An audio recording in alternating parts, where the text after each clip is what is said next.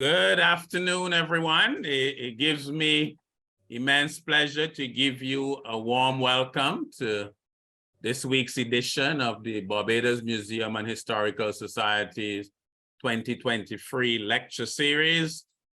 I am Professor Justin Robinson, and I will be your moderator for this afternoon's events. Again, a warm welcome, and we at the museum sincerely thank you for taking the time out to join us today. The 2023 lecture series is being hosted by the Barbados Museum and Historical Society and the University of the West Indies. Now, today's speaker is one of our finest, Sir Trevor Carmichael. So Trevor Carmichael has been the president of the Barbados Museum and Historical Society since 1989. And prior to that, he served the museum as a vice president and member of council. He's also a past president of the Barbados National Trust and is a council member emeritus of the trust. So Trevor, as he's affectionately known, has been a long-serving member of the Art and Cultural Heritage Committee of the International Bar Association, and has written and spoken on behalf of the committee on many occasions. Primarily as a result of this participation in the committee, he served as part of the 10-person committee of the Legal Affairs Committee of the International Council of Museums in Paris. In one of his many other lives, he has served as a Deputy Secretary General of the International Bar Association, and as one of 8 OAS experts responsible for drafting a convention on international contracts. He's also published widely and is the author, co-author of several texts, which include Commonwealth Caribbean Trust Law with Professor Gilbert Codilini, the editor of Barbados, 30 Years of Independence. He's the co-author with Professor Robinson of The Essential Owen, Speeches and Sales of Professor the Right Honorable Owen S. Arthur, whose museum sale proceeds also remain with the museum as an ongoing gift. So Trevor is eminently qualified to address us today. Now, just before he speaks, just to give a housekeeping matter. So Trevor will present, and then at the end, we will have a Q&A. We ask that you put your questions in the Q&A button or link in Zoom, and any comments or any comments you have put on Facebook or in the chat section. So again, thanks for taking your time to join us. A warm welcome again. And so Trevor, it's over to you. Thank you, Professor Robinson. And good afternoon, and it's a pleasure to be able to speak this afternoon and to deliver this lecture as part of the lecture series of the Barbados Museum and Historical Society celebrating our 90th anniversary. When I had the privilege of delivering some 15 years ago, the inaugural lecture of the Barbados Museum and Historical Society's 75th anniversary lecture series, it's now the 90th, that was the 75th on that occasion, I took as my task the title of the museum assuming its mantle on that occasion. On this 90th anniversary occasion, however, I have the honor of following Sir Woodville Marshall's very enlightening inaugural address on the early evolution of the institution with all of the numerous memories which fill those early years. It is therefore not inappropriate that this lecture should focus on development and change, attributes which are consistent with a functioning museum in a society undergoing the process of decolonization. There is indeed a body of scholarly writing which seeks to conceptually differentiate between development and change, with the effort being placed and often being placed on the completeness or the fundamental character of the result. For the purposes, however, of this lecture, we shall keep it simple and we shall use the terms interchangeably. Let me first say a few words about philanthropy and charitable giving in Barbados. Very brief. Barbados has for many years had a culture of charitable giving, and it has been explored in writings. I myself have given a talk to the Seroptimus Club some 30 years ago on the subject. And in our museum journal, we've published quite a few articles on the matter, looking at the old, should we say, the past era of philanthropy. But it is alive and well now, I should mention. At an institutional level, the recognition to this philanthropic ethos, if you will, has been given here in Barbados through the presence of nonprofit company legislation under our Companies Act, as well as charities legislation under a separate Charities Act. And while these pieces of legislation have supported some elements of charitable giving, the foundation has also benefited significantly, and the charitable giving as a whole has significantly benefited from some large donors who have made contributions long before the legislation came into effect. And there are also those donors who are large enough in their donations to structure them and to structure their national and their global affairs in such a way without having to benefit from the legislation. Suffice it to say, however, that the legislation and the legislative climate in Barbados has also benefited some donors, and by extension have benefited Barbados. In this 90th anniversary lecture, I shall take the liberty of exploring, let's say, 4 of these museum prospects, which are the products of charitable giving, and which by their own intrinsic nature have changed and developed the character of the museum in terms of its transition into a national institution. The first of these acts of charitable giving I call the All Bequests, a spirit of giving. Now, Sally Sample Hall was an American philanthropist born in Chicago and the owner of a property in Barbados that some of you will be familiar with, Mango Bay. And she was introduced to the museum by its then president, Mr. Jack Day, later Sir John Day. And Mrs. All was in the old style a patron of the arts.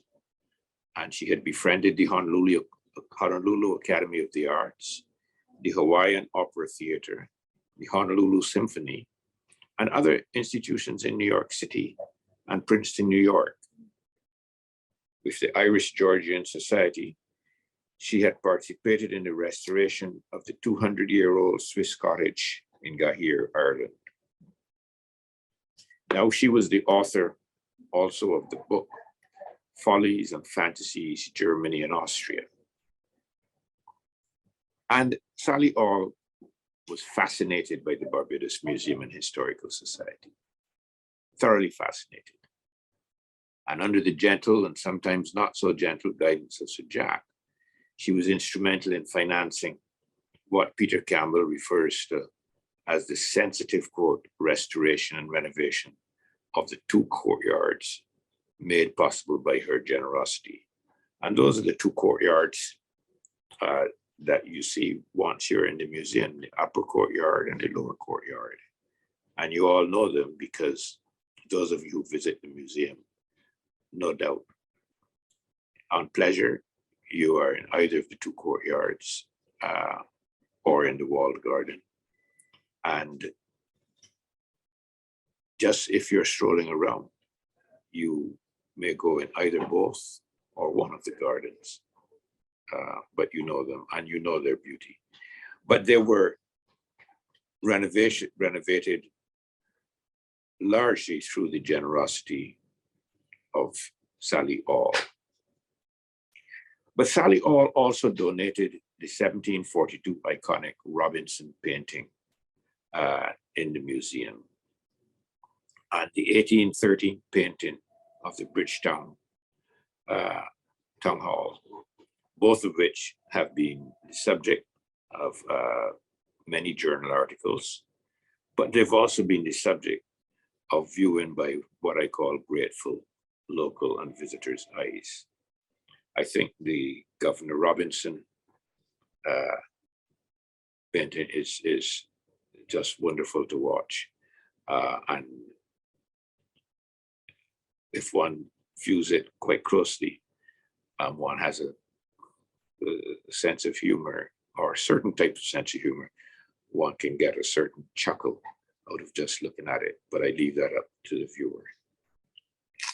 But her pièce de résistance was the donation of her Barbadian and West Indian maps added to the museum's own collection.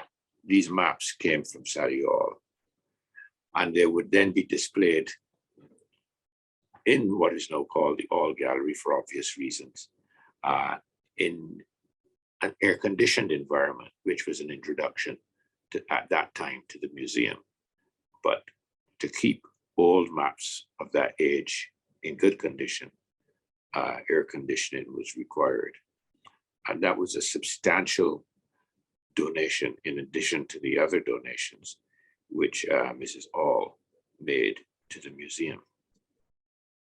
Now, the importance and relevance of maps to a society undergoing decolonization cannot be overstressed. They serve in an educative capacity, particularly to young persons. They are of great assistance to scholars in their research, and they titillate the cognoscenti, and they also give confidence to those whose sensibilities touch on origins, particularly within the context of the way that origins are portrayed in that later 2010 exhibition, October 17th, I think it was, which was put on by the Barbados Museum. But the All Gallery as a whole has subsequently been repurposed and functions very effectively as a temporary gallery, giving force to some of the many exhibitions to which I make later reference in this talk, and which keep the museum in alignment with its role as a national institution. The next substantial gift, and I say gift used in a very broad sense, not a technical sense. So let me say the next philanthropic effort is in respect of the Newton burial ground, and I call that a local gift. In the year 1990, under my presidency, the then Senator Lionel Ward, and also the owner of Newton Plantation, Senator Ward was, and I was connected and remain connected professionally to the late Lionel Ward's family. But in that year, 1990, he made a substantial donation of the enslaved burial ground at Newton Plantation in Christchurch. Now, this donation was encouraged by the earlier archaeological investigation of the site, which had revealed evidence of the interment of approximately 500 enslaved persons. The excavation during the 1970s remains to this day as the only excavated communal enslaved burial ground in the Americas, in a sugar plantation setting. So Newton, as we've all known and we always repeat, is unique in that respect. Now, the museum has treated this gift with the professional care as befits a national museum in strict guardianship of the national patrimony. In 2006, it created the Newton Enslaved Burial Ground Development Committee, which was tasked with the development of the ground.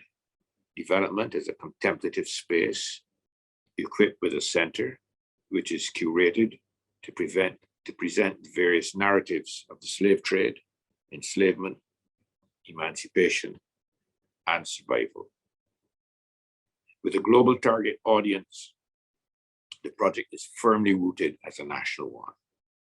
And in that regard, the museum has many collaborators, including the Government of Barbados, the University of the West Indies, the Cayfield campus, the Barbados UNESCO World Heritage Committee, and the Tourism Development Corporation.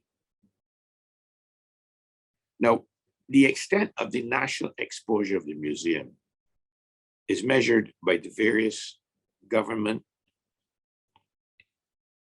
agencies, the various government agencies, which are involved and which cover areas as diverse as heritage, culture, tourism, conservation, and the environment. I'll name a few of them. Connected with the work is the Division of the Creative Economy, the Ministry of Tourism, Barbados Tourism Marketing, Inc., Ministry of Transports, Coastal Zone Management, National Cultural Foundation, National Heritage Department, National Conservation Commission.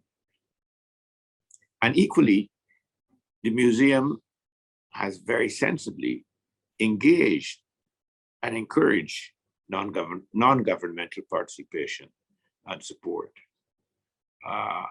And in doing that, it surely underlies the interests of the museum in popular participation, making it a truly national exercise with a national perspective.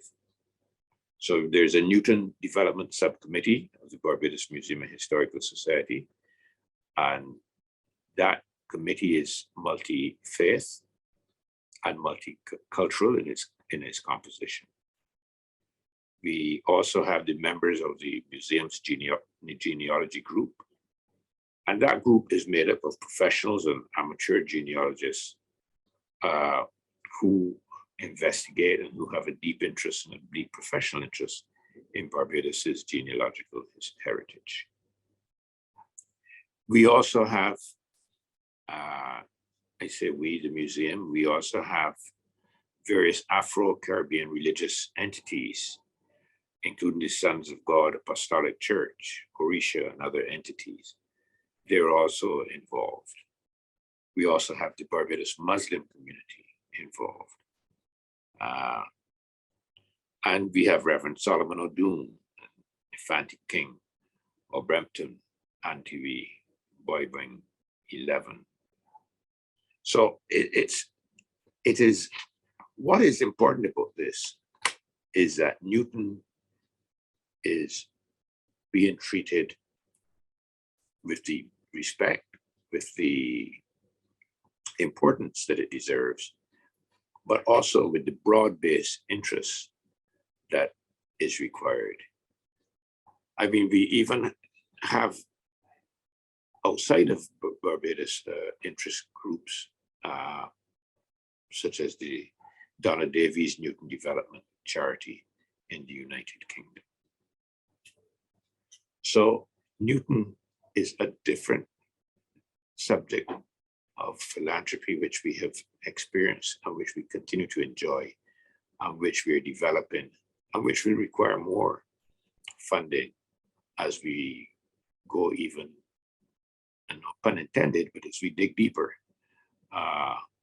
into what we're doing there and the research that is being undertaken and the memorializing that is taking place. And there are even further developments, which maybe have not been stated publicly yet, and I would not be the right person to make that public announcement in respect of Newton. But we await those developments. The third area of charitable giving, of philanthropy, again, is the New Children's Museum, not the Children's Gallery, but the New Children's Museum. And I call that the philanthropy at work. At the core of developing a national consciousness with an appreciation of all and sundry, large and small, is the development of a state-of-the-art children's museum. While the museum for many years was able to boast the presence of such a site, because we've had a children's gallery, it surely was best described as a genteel and charming children's gallery.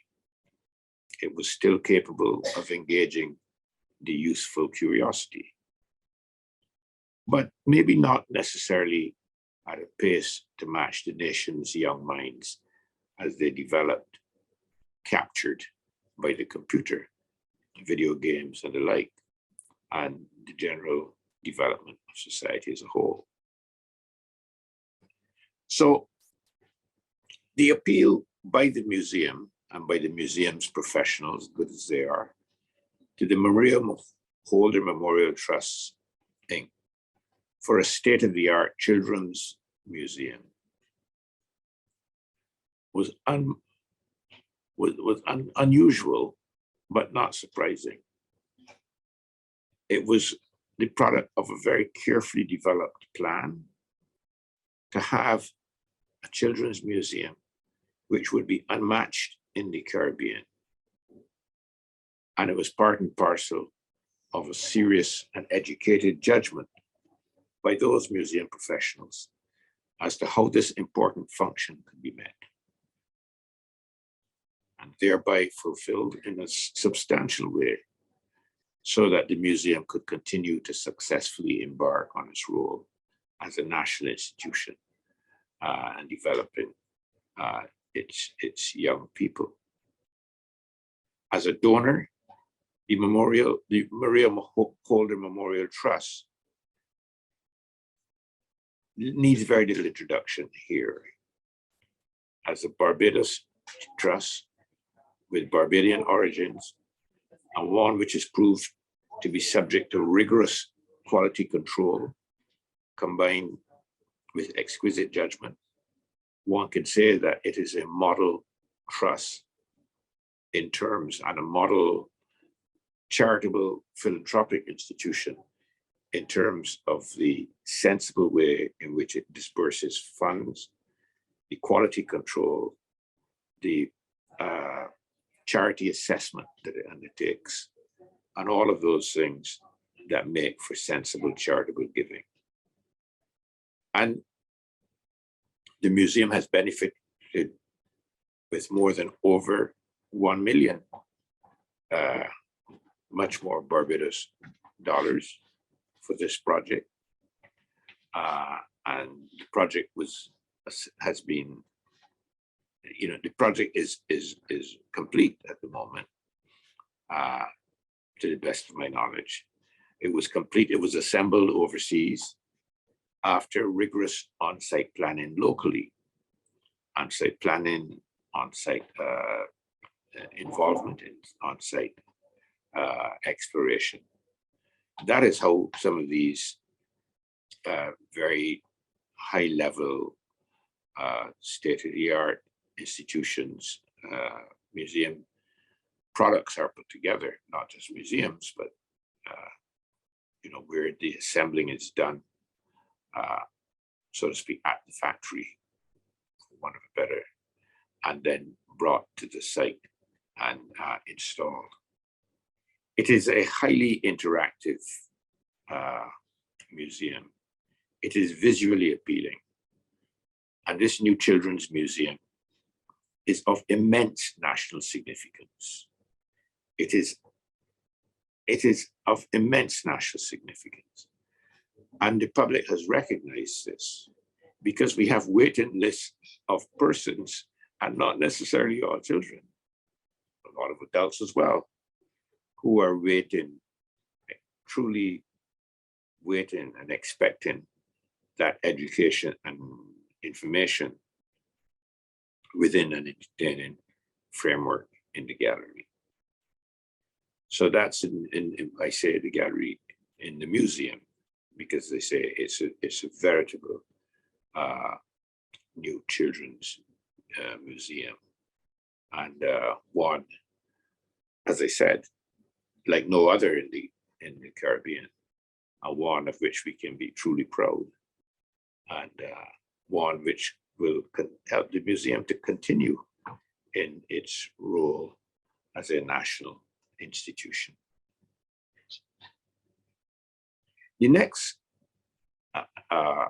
fourth area which has benefited significantly from charitable giving, but charitable giving of a different kind, is that is broad-based charitable giving from corporate sponsors, individuals, individuals in terms of money, individuals in terms of expertise, in terms of helping to develop the walled garden, but a different model of charitable giving. But again, the museum is the beneficiary. And this new walled garden theater at the Barbados Museum in its present form, it really arose out of the need for space to house the first Barbados Independent Film Festival, BIFF. We'd been talking about the walled garden for many years before, but when BIFF came about, we, the originators of BIFF, Jennifer Smith and myself, we thought that if we could galvanize fundraising at this time, that would sort of take it over the limit and put us in a position where we could house the first Barbados Independent Film Festival. And this walled garden theater, which is next to the facing the opposite to the upper courtyard, is the museum's most broad-based philanthropic recipient. And it took the message of the museum, obviously, to larger audiences, as well as to the man, as I say, on the Oistins omnibus or the Oistins minivan, and maybe even the woman in the Tuna Puna taxi, because this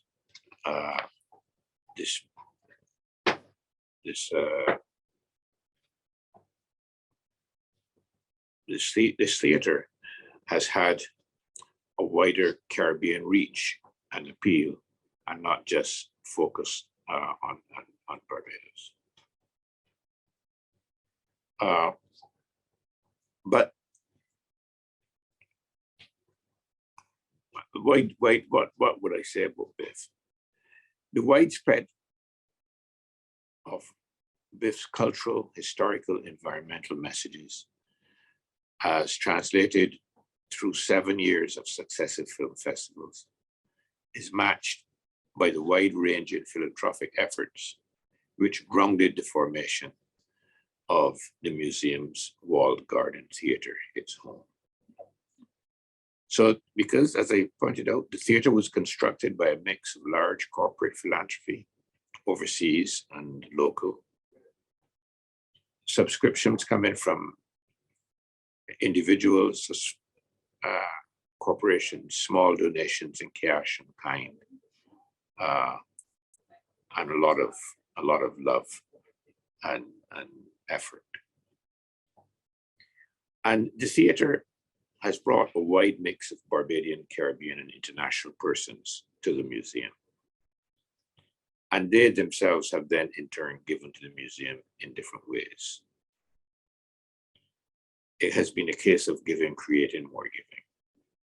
They have resonated with the messages which the festival has sought to portray within the nature of its overarching theme of overcoming adversity and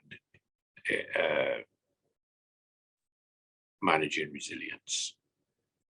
Some of the names speak for themselves. Anthony Sherwood's Honor Before Glory, Gloria Rolando's My Footsteps in Baragua, Panama Dreams, and No Man is an Island, Derek Walcott, where aspects of Canada, Cuba, Panama, St. Lucia have all been explored in sociological, cultural, and political contexts, but all with a relevance to the Barbadian condition, truly messages emanating from within a national museum, albeit via film. In giving yearly awards, BIFF, BIFF is the Barbados Independent Film Festival, has also tied itself to the national cultural consciousness, as it has honored local as well as overseas performers for exceptional work in film. By coincidence, the recently departed Harry Belafonte was awarded one of BIFF's lifetime awards at the Walled Garden Theatre. And his lifetime portrayal in Sing Your Song was specifically screened.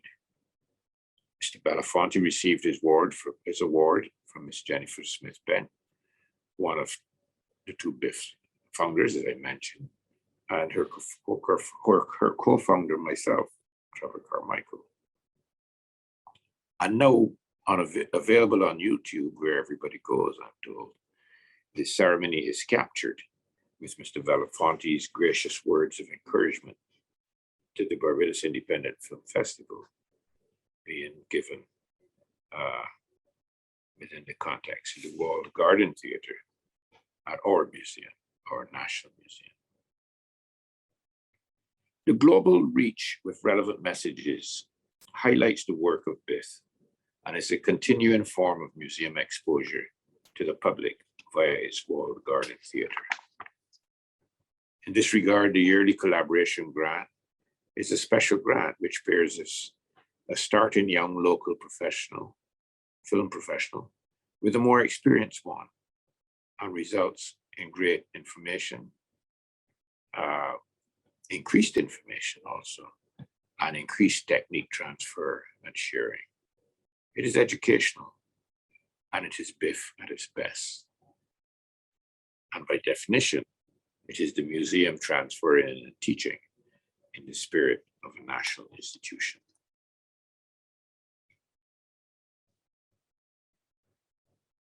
And next, move on to the topic of the messages and the messengers of the museum as a national museum. In its serving as a national museum for the past 40 years or so, the museum has been well served by a team of professionals who have made excellence their watchword. In a public lecture of this kind, it would be invidious to call the names of all those persons, but I'm sure they're listening. And they will recognize themselves, and they will self-recognize, yes. For many have inspired and encouraged me with information for this brief peroration. In surveying the messages of those professionals, one cannot neglect to mention the successive and successful number of exhibitions which have taken place since 1933. That first 1933 exhibition, by the way, took place at the Queen's Park Gallery. Took a break for many years until 1948, no exhibitions, and then consistently displayed until now. There's been exhibitions every year, in some years of 2 or 3. The list is so impressive that I have appended them to this presentation when it gets written up and typed up, because it will show the range and consistency of their efforts. And it will also highlight the change focus to the museum has taken as its role as a national resource for education, information, and cultural enjoyment becomes more and more focused in different directions and in more directions. At a personal level, some stand out. And as a single viewer, I can attest to the reasons which generally, which go behind many of those exhibitions involving cultural upliftment, aesthetic enjoyment, and educational advancement. And in this regard, the May 19th, 1995 Sans et Lumière exhibition of Francis Griffith at the museum, which was inspired by the life of the exceptional Mr. Griffith, and which brought about a remarkable catalogue, which I still enjoy looking at. But it also unraveled the paintings of that genius, Mr. Francis Griffith. Naive art, whatever you may care to call it, you know, because there's a whole body of discussion about whether that is the term, and the term has changed over the years. But let me just say, Mr. Griffith's special art, amazing. But similarly, you look at the Robert James McLeod's Atlantic Rhapsody, an exhibition around the time of COVID, which made it so understandable how Robert McLeod was more than an artist. Because, and something that we forget, and very relevant in the context of this anniversary type lecture, McLeod was a trailblazer in the use of the actual museum space. Now, my friend William St. James Cummins is on record as saying that a catalogue without a curatorial essay is nothing more than a picture book. No, and I agree with him. But the accompanying catalogue for these exhibitions, indeed for the other museum exhibitions, have all been critical in advancing the museum's messages with their varying nuances. The effects which are achieved at London State Gallery in a Roy Lichtenstein 1923 to 97, if you know, scattered across 13 gallery rooms, are similarly achieved at the Barbados Museum and Historical Society in one room of an exquisitely curated Francis Griffith exhibition. What, however, defines and differentiates them is not only the subject matter, because Lichtenstein is a joy to watch, as is Griffith, but the accompanying catalogue for both exhibitions. That's what differentiates them. A full effect of the importance of the exhibition catalogue. And in this regard, the museum exhibition catalogue catalogues, I should say, over the recent years have been an extraordinary pieces of work, high caliber, adding strength and credit to the high quality and work of the museum's professionals. The museum's message is not only to be found in the well-curated exhibitions, but also in the accelerated activities which in a collective way are being promoted by the museum's council and its professional staff members.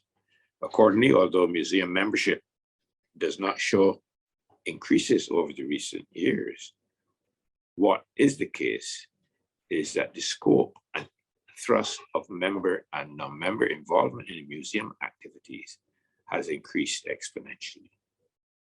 In this regard, the museum has organized on a regular basis very successful guided tours, and they've run to full capacity and have been accelerated during the regathering period. They have now become a staple, adding to the torchlight tours at the museum. And the torchlight tours are indeed ready to be restarted, but once we can find a sponsor. With a very active development committee, commercial and membership committee, the museum is able to continue the task of integrating with its public, influencing its public, and performing its function as a national museum.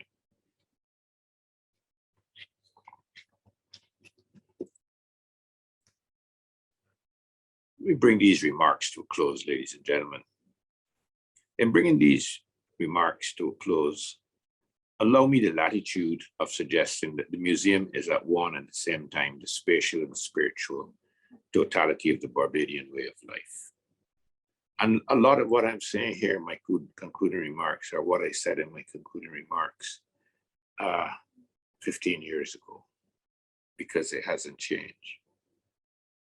It not only seeks to represent, interpret, and sometimes assess Barbados in its past, but also in its continuing journey. Small wonder that its seal, granted on inception, is so wrapped in this country's past. Yet its universal theme still gives it relevance and cause for continuing reflection, even today. For it is the first public seal of Barbados granted by Charles II to Francis Lord Willoughby, Governor of Barbados in 1663. In turn, the seal granted in 1933 to the museum was duly encircled on its face with the name of the Barbados Museum and Historical Society. When Barbados on independence adopted its new coat of arms in 1966, it recognized and represented the broken trident, safely leaving the original in one place, the museum, and for all the right reasons. For the museum is the bridge between the past and the present, and it is also both the past and the present. In this regard, it is now truly the National Museum of Barbados. History will record that in the past 90 years, the Barbados Museum and Historical Society has assumed its mantle of stewardship with grace and sensitivity, blending scholarship, history, art, and artifacts in a focused, relevant, and developmental way. It has sought to follow with care the sage words of Ivo Bergvall, quote, "The goal of the museum is to develop an instrument of social analysis, identification, and historical awareness. Is high, but not unrealistic. A process-oriented museum is never finished. The pursuit of a balance between the body and the soul of the museum is fundamental and never-ending. The Barbados Museum and Historical Society and its continuing stewardship awaits your body and your soul, your mind and your heart. It is all spirit and truly a national institution which incorporates and absorbs all that is Barbadian. If I can borrow from the Biff Talent collaboration film Waka and the words of its author Alison Green and Sana also, I will ask you to imagine the narration, imagine the animation that goes with these words in this collaboration grant film, which is a museum product by definition because it is a Biff product. This is crop over, this is mass, this is soca, this is community, this is celebration, this is earthiness and energy, this is honor, tradition, and light. This thing that we do, this thing that we love, this is we thing. Thank you for joining me this afternoon. Okay, thank you very much, Sir Trevor. I think as they say in Barbados, 90 years is not 90 days, and your capacity to summarize that in a little over 45 minutes is quite an achievement. Okay, I don't know how you do this. If we were live, I would ask the audience to give Sir Trevor a round of applause. So, Sir Trevor, you can take it that you are getting a virtual round of applause on a masterful lecture. I'm going to move to Q&A. Again, if you have any general comments, put them in the chat So there's a link for that. And any questions in Q&A, I see we have one. I'm gonna go right ahead. So Sir Trevor, if someone says here, could Sir Trevor say something about philanthropy, the museum library, example, donations, and the work of volunteers, please? And we have a thank you for an excellent lecture by Suzanne Mohan. Nice to hear you. Nice to see your name, Suzanne, after all this time. So the question, someone was saying, could Sir Trevor say something about philanthropy, the museum and the museum library, example, donations, and the work of the volunteers? I presume that they're different things and it's not one related question, but let me say that the museum library benefits significantly from, again, excellent museum staff and from persons who from time to time will volunteer at the library. We are very, very fortunate in that regard. I tried to mention in the lecture the quality and the value of our professionals, and that includes our museum, our library professionals as well. Philanthropy, well, I tried to incorporate that. I tried to give 4 examples of 4 projects that have, should we say, guided the museum over these last 40 years or so, and which have all been products of philanthropy / charitable giving. And that really is what will continue to propel institutions such as the museum, because they cannot rely 100% on government subventions.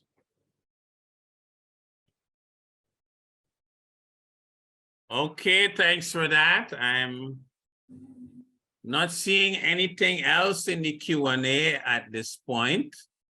So what is left for me to do again is to thank you, Sir Trevor, again for an outstanding lecture on the topic development and change, the museum as a function of its society.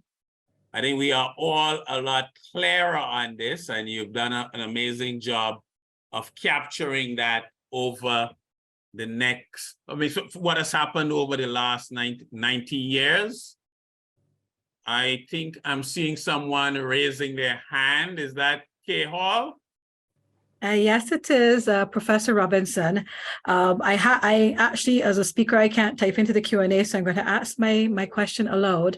I'm interested to hear what Sir Trevor would like to see the museum become, say, in the next decade or so. What would he like to see as the future of the museum?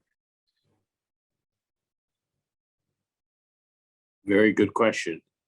Well, I would like to see a lot of the things that are happening developed. I sure, for one, would like to see Newton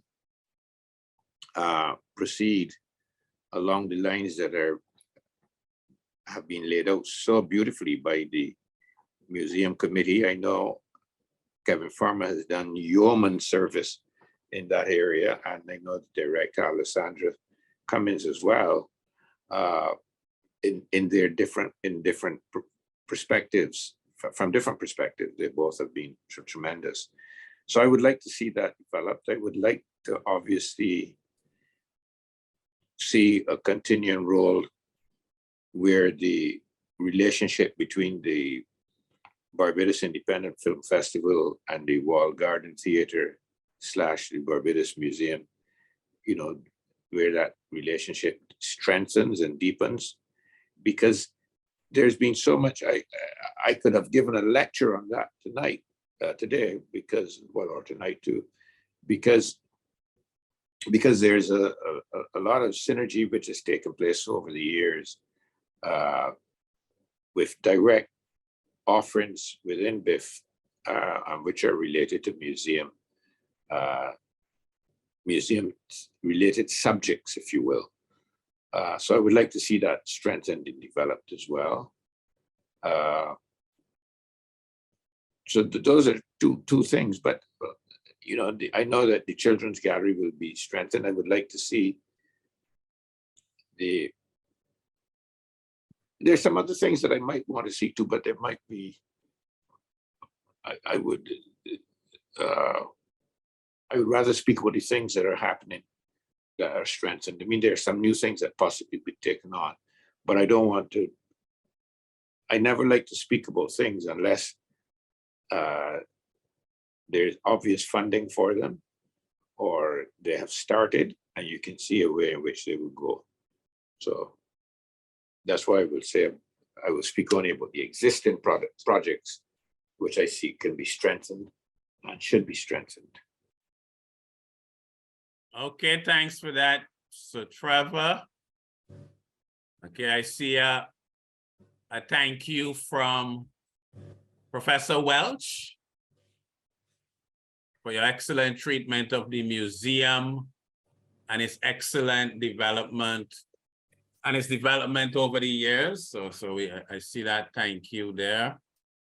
So I'm just gonna give a couple of seconds for any final questions that may come in or any comments that we have. Okay, so I don't see any coming in. So again, all that is left for me to do is to firstly thank the audience for joining us here this evening. Without an audience, the exercise would be meaningless. Want to thank Sir Trevor again for that outstanding lecture. We want to thank the museum and UWI for again hosting this lecture, and to invite you to the next lecture in our series coming up next Wednesday. So again, thank you again and have a great evening.